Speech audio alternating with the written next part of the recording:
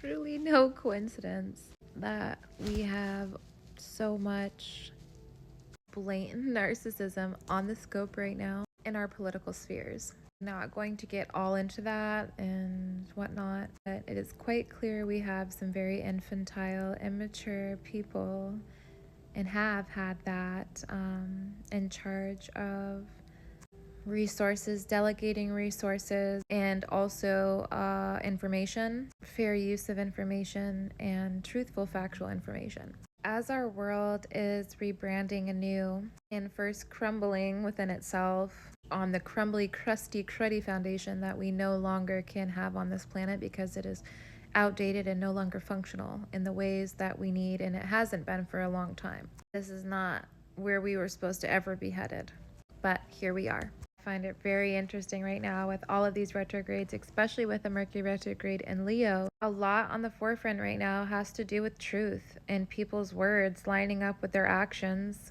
and people's manipulations and the truths of their motivations and their agendas. So many distractions are being put out for the little tiny bit of truth, the glimpses of truth to be hidden. So it takes a really sharp, keen, intuitive eye to understand what actually is the truth and what isn't, who's just saying this to manipulate their side, etc., etc. Which is something that is common in narcissism because it is an infantile nature that is unable to take responsibility for itself and for the wrongs that it does and the wrongs that it causes because it's operating from an infantile, wounded, fragmented space. The soul is fragmented. A narcissistic person is just a person that has a soul that has been extremely fragmented and traumatized and never had the proper wholeness, never had the proper resources or tools for healing and bringing those fragmented pieces back together, otherwise known as soul loss. These people are literally operating and functioning with a piece of their soul just not intact, which results in their infantile decision making and the ways that they live life. It is acting from a very wounded, fragmented space of themselves that is disassociated and not healed. This is also something that's very big in the world right now. A lot of people operate from a fragmented consciousness, more of the world than I think we understand and would like to believe. Many leaders operate from a wounded consciousness because we can only teach at the levels of consciousness that we have reached. So if all of our teachers have reached the same levels of consciousness and there's no one raising the bar, we're still teaching from an infantile space. It doesn't matter what teacher it is, but if every student is getting taught by the same teachers that are having this fragmented, wounded, disassociated understanding, that's how everyone is going to act in the world. Whereas if we have more leaders and way showers that are actually taking accountability for their healing journey and stepping up and doing the work to regain wholeness.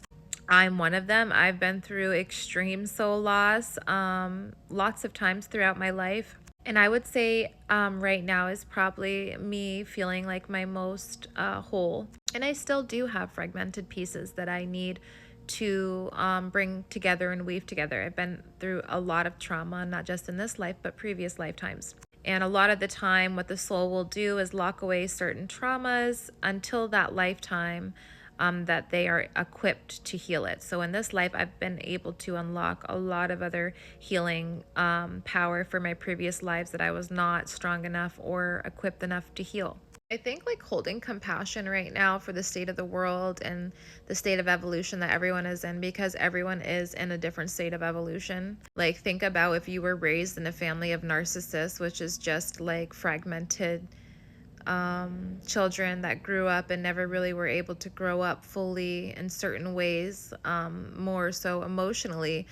That whole family is going to have that level of consciousness kind of leading it. So we're all kind of learning new things. We're healing a lot of generational things with lineage and family is happening right now as well. We're really understanding what we want for our families, what we want our families to look like, what we don't want our families to look like, what we don't want to bring into the traditions of our family, what types of practices, customs, and things we want to see in our family and in our future generations. And also what we no longer want to see and what we want to see go and get rid of. So with all of that, it's going to be emotional. It's going to be hard. It's going to be a lot of death, a lot of rebirth, a lot of death and birth themes we're going to have with these Aries and Pisces themes that we have, especially with the retrogrades.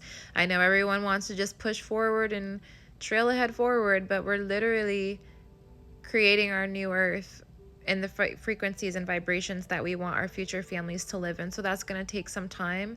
And it's also going to take a lot of compassion and a lot of detachment, and a lot of shadow work. So just be slow with yourself and be compassionate. The person that needs the most compassion from you is the person that you dislike the most. And that's been something that's been very hard for me my entire life to deal with, but it's been my main lesson, is the person that's irritating me the most, the person that is getting on my nerves the most, the person that I don't want to be around the most, they need the most prayer and love from me. And that's so healing when you can get to that space. But it definitely, take your time. It's not something to rush, but it is definitely a nice space to be able to pray and love on other people that may have upset you before and maybe had you feeling a little different before.